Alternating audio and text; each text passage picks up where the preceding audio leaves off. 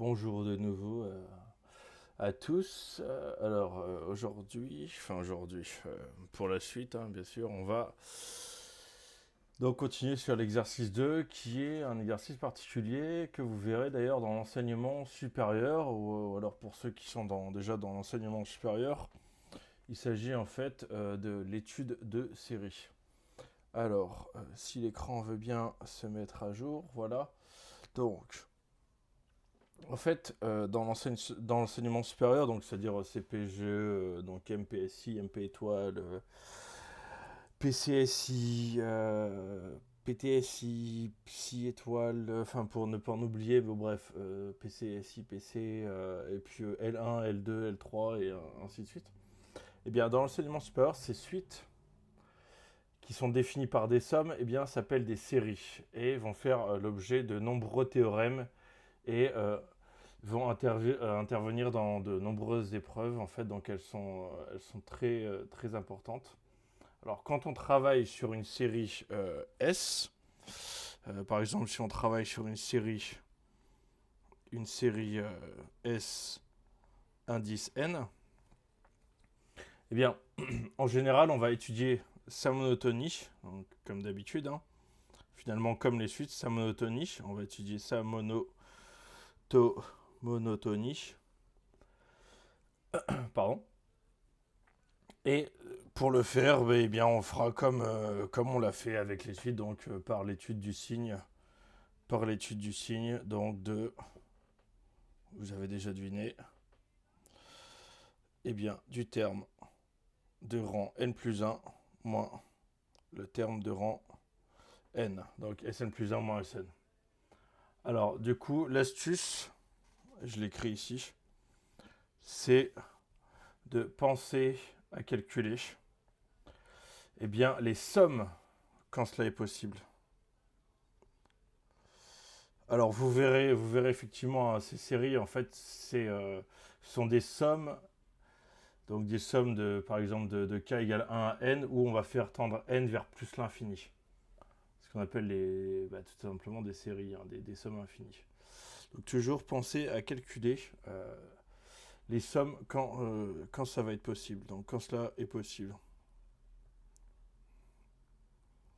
Quand cela est possible. Ça, c'est la petite astuce. Voilà qui est fait. Alors, commençons par le premier. Donc, on a UN, la suite. On est bien sur une suite, hein. On est bien sur une suite UN qui est définie de la manière suivante, donc par le terme UN égale la somme de k égale 1 à n des k, tout simplement. Donc somme de k égale 1 à n des k, donc si on commence par U2, on a déjà 1 plus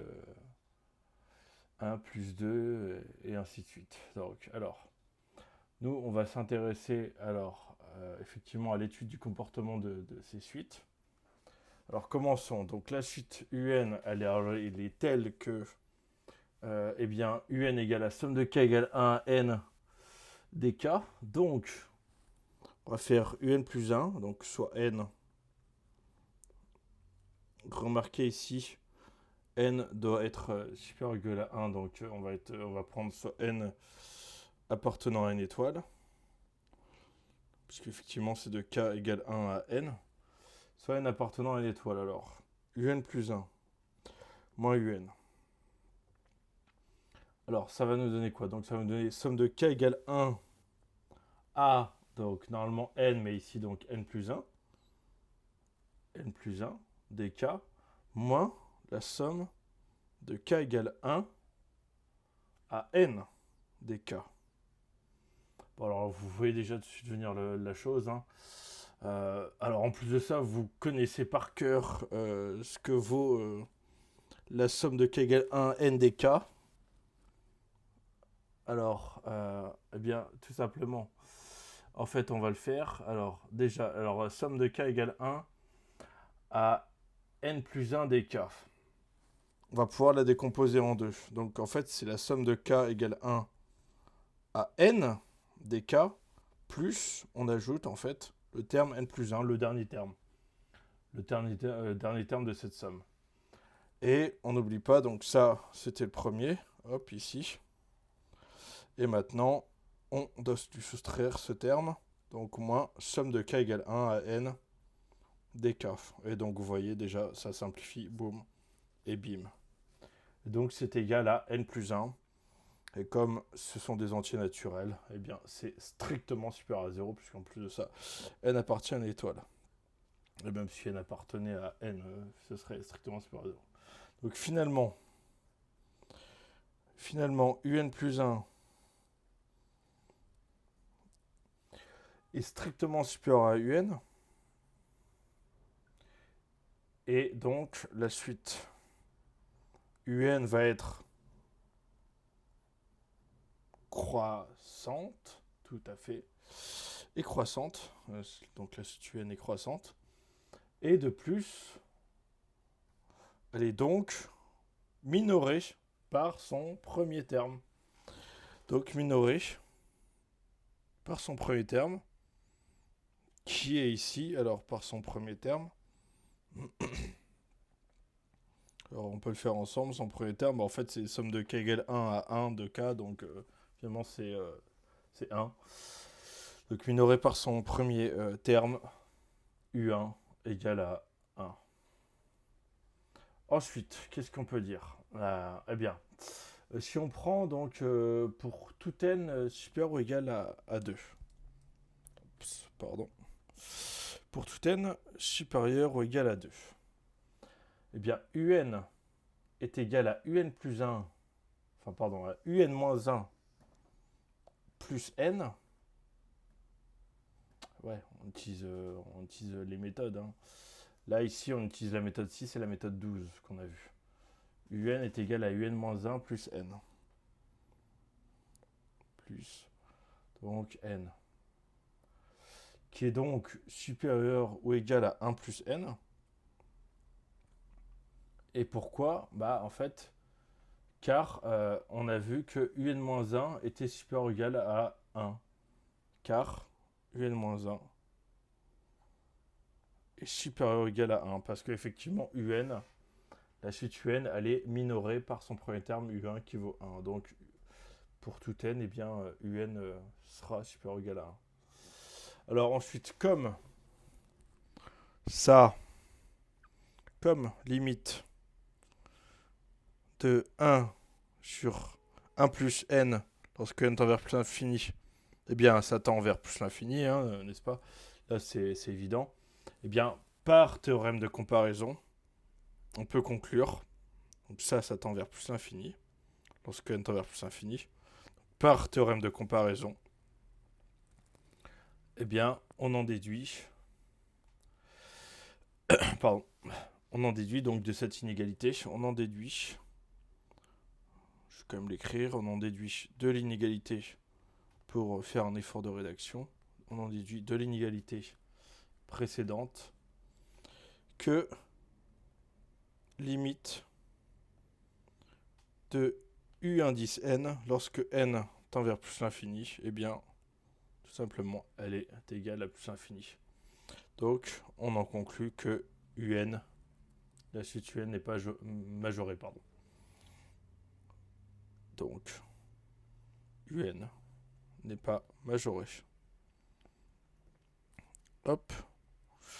Alors là, je pense qu'il n'y a aucun problème, il n'y a aucun souci, c'est juste la petite technique de décomposer ici cette somme-là de k égale 1 à n plus 1. La décomposer en deux, donc de somme de k égale 1 à n de dk plus eh bien, le dernier terme donc, qui valait n plus 1. Voilà, pardon. Alors, passons donc... Ah oui, par contre, effectivement, ouais, si je vous conseille quelque chose, je vous conseille vraiment d'apprendre par cœur que la somme qui correspond à la somme des n premiers entiers naturels, est égale à n facteur de n plus 1 sur 2. Et ça, on l'a déjà vu dans une vidéo, hein, ça a fait l'objet d'une vidéo. Vraiment, n'hésitez pas à la retenir. Ça nous aurait même facilité la tâche ici présentement. Alors, hop, on tourne la petite page. Passons donc ici maintenant à V indice n. Alors c'est bien un V indice n alors. Donc elle est définie telle que V indice n est égal à la somme de k égale 0 des 1 sur 2 puissance k. Donc on va faire soit n appartenant tic de k égale 0, donc soit n appartenant à n. On peut commencer à 0. Alors, et on va faire, comme on l'a dit, Vn plus 1 moins V indice n. Donc c'est bien des V, hein, n'est-ce pas? Eh bien, tout simplement, on va faire comme tout à l'heure. Hein, donc, hop, on prend somme de k égale 0 à n des 1 sur 2 puissance k plus le dernier terme, donc 1 sur 2 puissance n plus 1. Finalement, à chaque fois, ça va être ça. Hein. Moins la somme de Vn. Donc ça, c'est Vn plus 1. Encore une fois, je l'ai directement... Oh, pardon. Je l'ai directement divisé en 2. Et on lui soustrait donc somme de k égale 0 à n des 1 sur 2 puissance k. Donc finalement, on obtient 1 sur 2 puissance n plus 1. Alors, 1 demi puissance n plus 1, je pense que tout le monde le sait, c'est strictement supérieur à 0. Et effectivement, c'est... on pourrait dire effectivement que c'est une suite de raisons géométriques, pardon, et ainsi de suite. Mais là, c'est pas ça qu'on dit, c'est tout simplement que quand on met un nombre positif, même si c'est une fraction, donc si c'est 0,5, à la puissance, il sera toujours strictement positif. Donc ce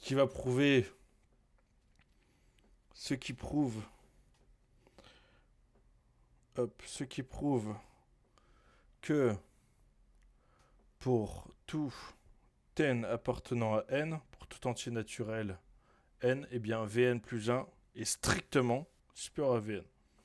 La stricte croissance est donc que Vn est croissante. Et donc que la chute Vn est croissante. Voilà qui est fait. Elle est donc, forcément, elle est croissante, donc elle est minorée par son premier terme. Son premier terme, donc, qui est V0, elle est donc minorée par son premier terme. V0. Alors, V0 ici, que vaut-il son premier terme V indice 0. V indice 0, somme de k égale 0 à 0 des 1 sur 2 puissance 0 du coup. 1 sur 2 puissance 0, ça fait 1. Parce que pour rappel, vous vous souvenez, pour tout A appartenant à R, A puissance 0 égale 0. Qu'est-ce que je raconte? Oula. Égal à 1. Oula, pardon, excusez-moi. Oula, égal à 1. Et on a même la convention 0 puissance 0 qui est égale à 1. Ça, c'est une convention, c'est axiomatique. Si quelqu'un est intéressé pour étudier cet axiome, hein, je l'ai déjà dit,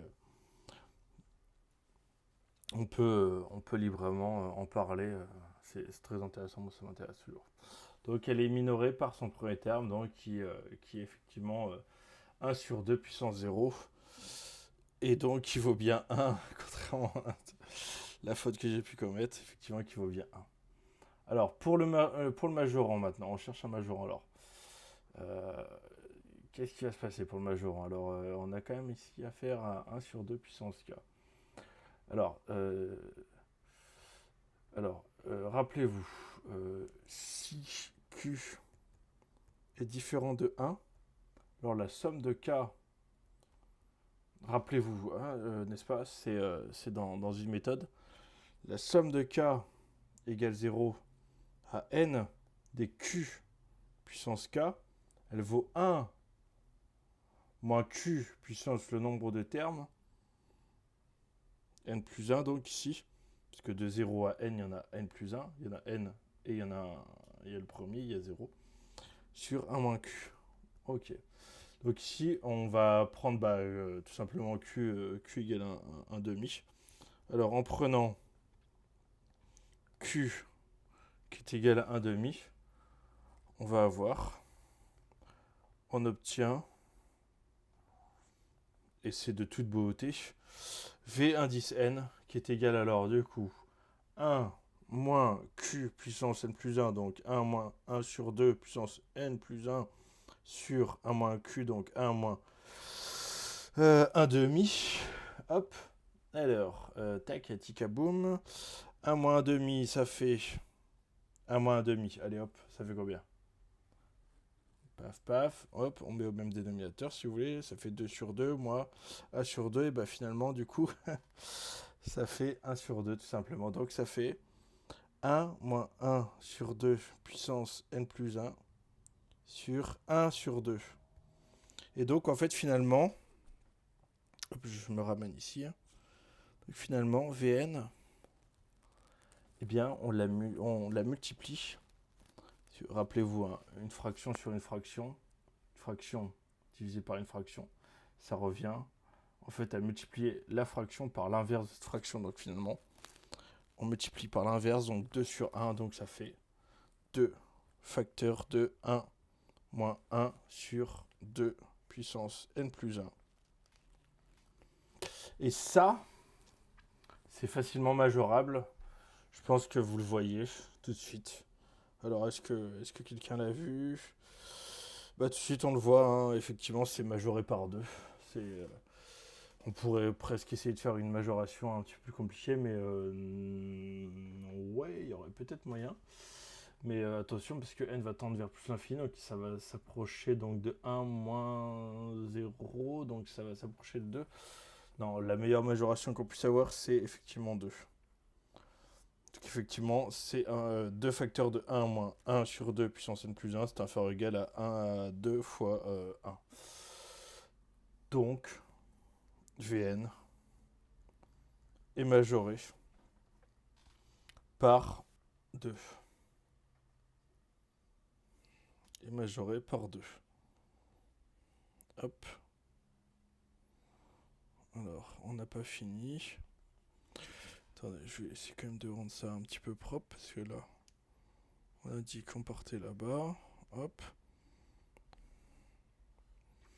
Effectivement, on est en cours de maths, hein, c'est normal. Les flèches et les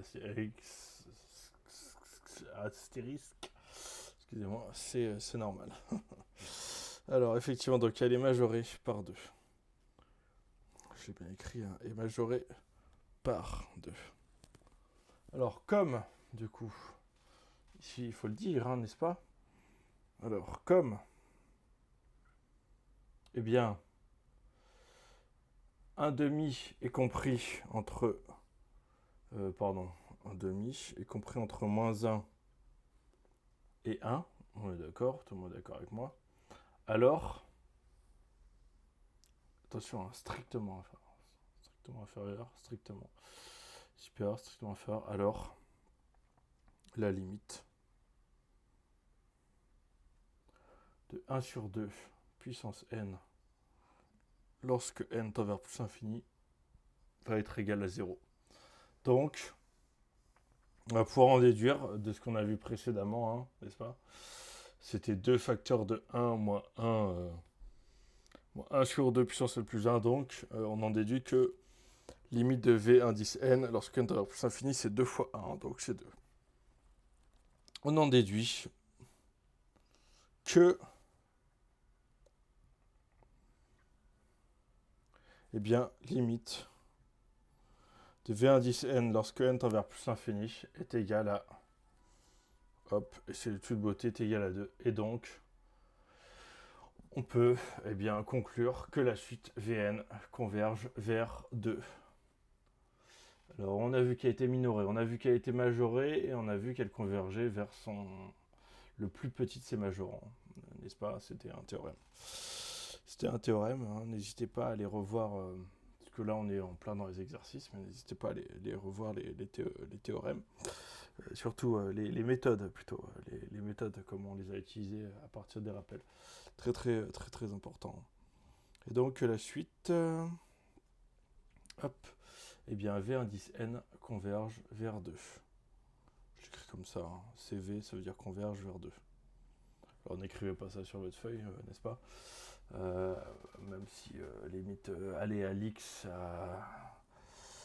au concours de l'X ENS central, c'est limite accepté, encore que quoique non, allez, on va éviter quand même, on va bien rédiger. Alors, bon, mais maintenant, n'est-il pas, il reste WN, W indice N, alors tel que W indice N égale la somme de K égale 0 à N de 1 demi de K plus K. Alors, bah forcément, déjà, on va découper la somme en deux, hein, n'est-ce pas? Donc, 3. Alors, W indice N, on décompose la somme en deux. Somme de K égale 0 à N. Oh, c'est toute beauté. D1 sur 2 puissance K plus somme de K égale 0 à N dk. Et en fait, ça reprend la question 2 et la question 1. Je pense que vous l'avez vu. Eh oui. Donc en fait, c'est égal à Vn plus Un. Alors, du coup, on va faire quand même une phrase. Donc, étant donné les résultats, étant donné 1 et 2, les questions 1 et 2, 1 et 2, eh bien, effectivement, on peut en conclure que Wn est croissante, hein, n'est-ce pas, puisqu'on avait deux suites croissantes. Donc, Wn est croissante. Alors, souvenez-vous, donc, elle va être minorée par... Tac, tic, boum. Elle va être minorée par 2. Minorée par 2. Et non majorée, parce que souvenez-vous que c'était U indice N hein, qui, elle, tendait vers plus l'infini. Et donc, et non majorée. Car, il faut le dire, un car, eh bien, et non, si je finis pas ma phrase, ça va pas le faire, n'est-ce pas? Et non majorée, effectivement, car elle tend vers plus l'infini. Hop, il suffit de réécrire, hein, car elle tend vers plus l'infini, vers plus l'infini. Il suffit de réécrire, donc 1 plus un est inférieur ou égal à Vn. Attention, c'est un V. N plus un et limite de 1 plus un. Donc de ça, eh bien en fait on le sait puisque 1 plus un, enfin limite de un, c'est égal donc à la limite de un. Alors je vais mettre n plus l'infini, n plus l'infini est égal à plus l'infini comme on l'avait vu à la question 1. Donc comme la suite, comme la limite de la suite Wn, comme limite de Wn lorsque n tend vers plus l'infini est égal à plus l'infini, alors la suite Wn, Wn, décidément entre les Vn, les Wn, les Un et les machins N, donc la suite W indice N ne converge pas. Alors la suite W indice N ne converge pas. Voilà. Ne converge pas. Et pas PICE. Voilà, ne converge pas. Donc, alors effectivement, n'hésitez pas à revoir cet exercice assez important, notamment pour ceux qui sont en CPGE ou alors qui veulent aller en CPGE, ou alors, n'est-ce pas, hein, qui veulent faire des maths sup, ou alors qui en font. Hein, en fait, tout simplement, c'est effectivement, vous verrez, hein, en fait, vous allez. Alors, les SPMAT, vous ne ferez pas d'études de série, mais vous pouvez avoir des suites qui sont définies de cette manière-là, avec des sommes. Et pour ce qui est des prépas, première année et les licences 1, 2, eh bien, en fait, vous aurez donc toute une partie suite, mais ensuite, le but, c'est en deuxième année, ou en troisième, ça dépend, où vous situez, c'est de franchir le cap des séries, donc de ces sommes, mais infinies. Donc la somme de k égale 0 à n lorsque n tend vers plus l'infini. Voilà pour cet exercice, et puis rendez-vous au suivant. Voilà.